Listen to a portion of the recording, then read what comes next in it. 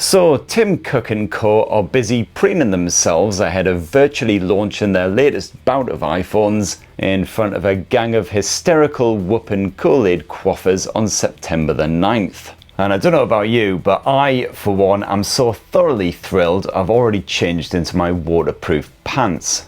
Of course, the big headline for the iPhone 17 series is the addition of a new Air model, which will go head-to-head with Samsung's Galaxy S25 Edge, and possibly even nick its crown as the most pointless smartphone of 2025. And this week we're having a good hard squint at those latest iPhone 17 Air leaks and rumours, as well as checking out a cheap carpet sucker and having a good old gander at the previous episode's viewer comments. Jingle me.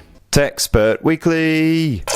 So the iPhone 17 Air is fully expected to replace the Plus model in Apple's 2025 lineup and cost roughly the same. You're looking at between 900 quid and a cool grand here in Blighty, which at least is cheaper than Samsung's Galaxy S25 Edge. So your wallet won't be molested quite as fiercely, although let's face it, it's still going to be a wee bit sore afterwards, well past the realms of E45 cream. But what's the difference between the iPhone 17 Air and those old Plus phones? Well, according to leaky online shenanigans, the iPhone 17 Air's aluminium frame will be wrist-pleasingly light and also just 5.5 mils thick, which is even slimmer than the 5.8 mils Samsung Galaxy S25 Edge. You can expect a slightly smaller 6.6-inch OLED screen to be slapped on the front end, complete with Apple's usual floating turd of a notch, of course. And Apple may have actually finally added LTPO tech to a non-Pro phone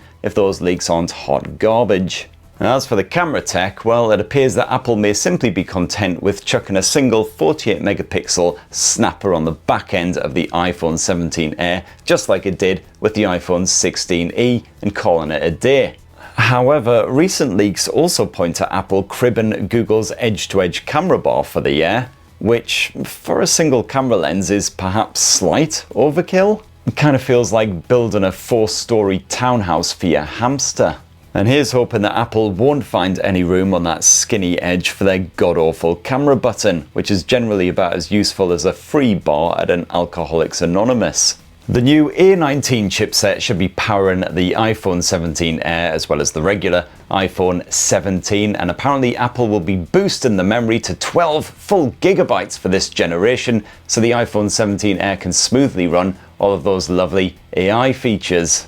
Although I haven't actually used Apple AI, frankly I'm pretty sure they'd run fine on a ZX Spectrum, or just a potato with some wires randomly stabbed into it. And of course, as usual, you can expect Siri to be generally about as clever as a lobotomized lemon floating face down in a river of turds.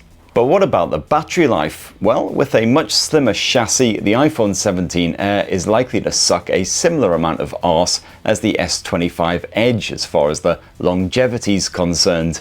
A Bloomberg report from early 2025 suggested that Apple might actually go silicon anode for the iPhone 17 Air's battery tech, which can generally hold more charge compared with the regular lithium batteries. But subsequent leaks have suggested that Apple has said bollocks to all that, and it's simply going to be offering a big fat battery case with the iPhone 17 Air, completely optional, extra charge naturally. And this would totally ruin the iPhone 17 Air's slender aesthetics, but it would also further line Apple's pockets, so it seems pretty much a dead cert. And there you have it, kiddies. That in a tasty wee nutshell is what we think we know about Apple's upcoming iPhone 17 Air, which should be launching on September the 9th over in Cupertino. And remember, if you happen to be a lifelong iPhone user and you feel like you absolutely have to upgrade to the latest Apple blowers when the 17 series is released, well no, these things aren't herpes, you're not stuck with them for life. It's like Michael Jackson once famously warbled, take a look at yourself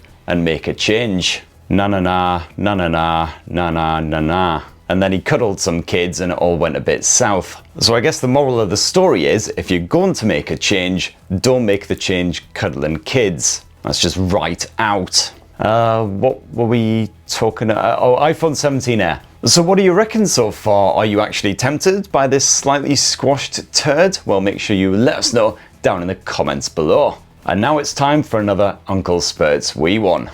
Uncle Spurt, we won. It's a short review, not his penis. And this week we're having a speedy squint at the 3i G10 Plus, a smart robot vacuum fella with a tiny wee dock. And yes, I did say dock, lol. The lack of a chunky base station means the G10 Plus can be discreetly wedged into a corner and basically forgotten about until your carpet is starting to feel a wee bit crusty underfoot. At which point you can set it going with just a quick poke in the 3i app, or otherwise you can also set up a regular maintenance schedule, once a day, once a week, whatever.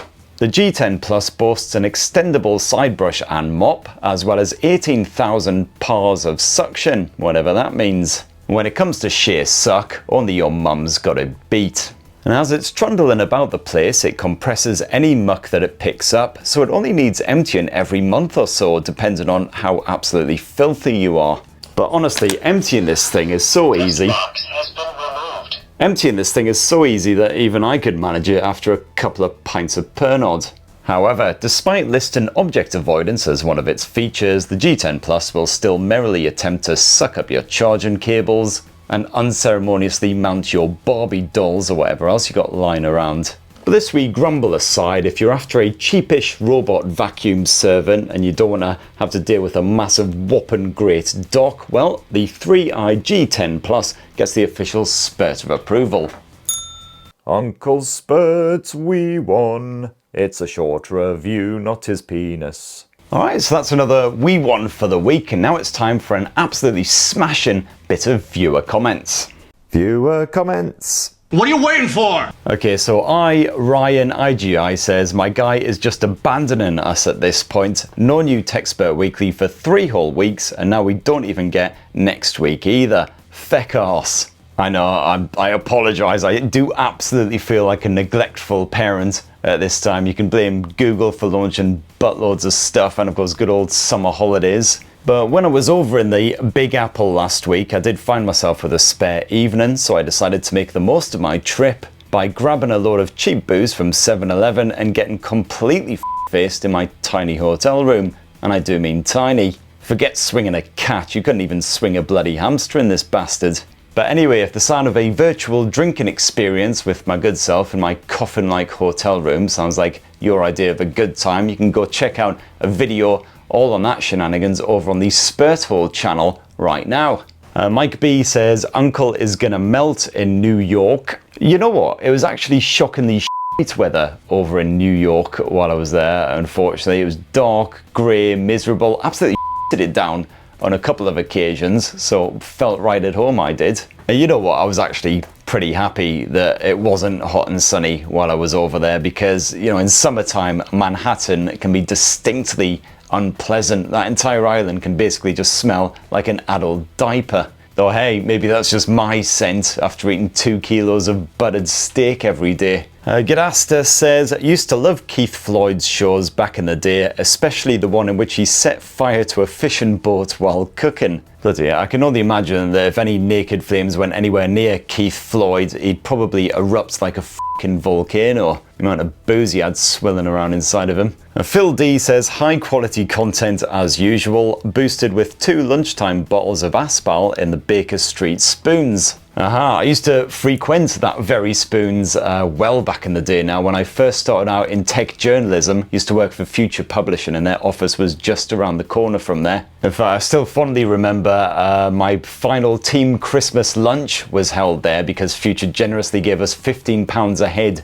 to spend, and for 15 quid we basically, our options were go to Mackie D's and have an actual meal, or just go to Spoonies and get absolutely loaded. And being journalists, naturally we chose the latter. Somalia says, asking Chris to choose between Android and iOS is the same as giving him a choice between beer and water. The thing is, I do actually have to drink quite a lot of water these days just to try and avoid the absolutely stinking hangovers that you get when you're post 40. Absolutely long gone are the days where I could quaff beer all afternoon long quite merrily and then basically just sink half a mug of Bovril before staggering to bed and wake up fresh as a daisy. So I guess choosing between Android and iOS is like choosing between beer and a glass of water fresh from the Thames.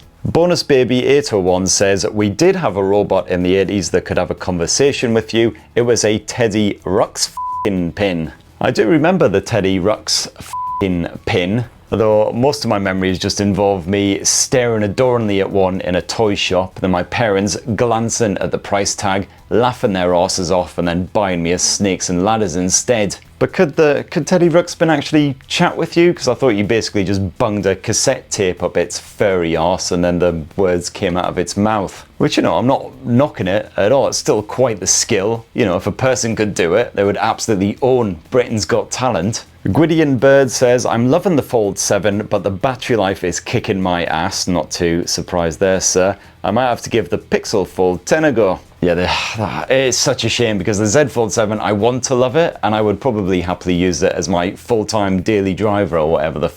But the battery life is just not good enough. But the Google Pixel 10 Fold, I haven't fully tested out yet. I've just had a brief fondle with it at Google's thing last week. So here's hoping that the battery life is better. It's got a bigger capacity battery, 5,000 milliamp hours, just over in fact. It's got the stock Android experience, it's got the energy efficient Tensor G5 chipset, so you know, all signs point to it having respectable battery life for a foldable. Just whatever you do, don't try gaming on the thing unless you enjoy watching slideshows. On that subject of batteries and everything as well, Nick Taylor says, why are some companies so resistant to silicon carbon batteries? I mean, basically, it's just still seen by some companies as emergent tech, so they're scared shitless that they're going to shove it into a smartphone and then said smartphone is going to explode in a baby's face. Hopefully a perception that will change soon, as quite a few manufacturers have adopted silicon battery tech now, but we'll see, I guess.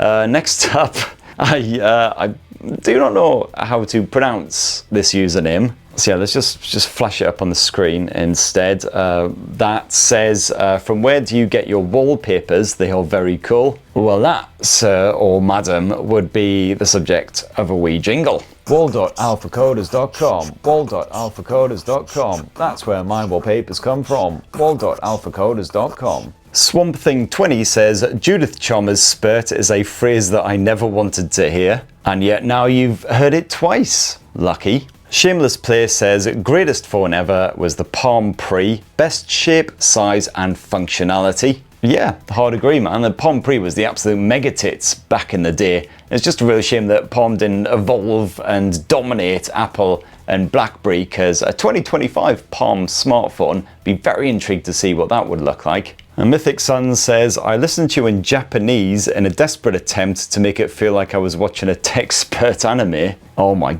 god, a TechSpurt anime. Basically me surfing a 100-foot mecha while quaffing whiskey and fighting a giant Godzilla-sized Tim Cook. It absolutely needs to be a thing. In fact, you probably get bloody Gemini to spaff one out for you. I did get it to create an anime of me fighting James Corden in my Pixel 10 Pro XL versus 9 Pro XL video from earlier this week. And we'll check that out if you've got absolutely nothing better to do with your life. Massively running out of time, so better make these the last couple of comments for the week. Danny Ganlon says, not sure if you can get them, but a Tomato Goes is a great hangover/morning beer if you're into Bloody Marys with a lower ABV. I do love a Goes, but sadly I'm not really into sort of tomato-y based drinks. I never really got into Bloody Marys. Always just felt a wee bit weird to me, kind of like you're drinking boozy ketchup. Your Uncle Spurt says, if you're gonna do early morning drinking, then don't f about, just dive straight in with the beers or the whiskies. Gotta own that shit.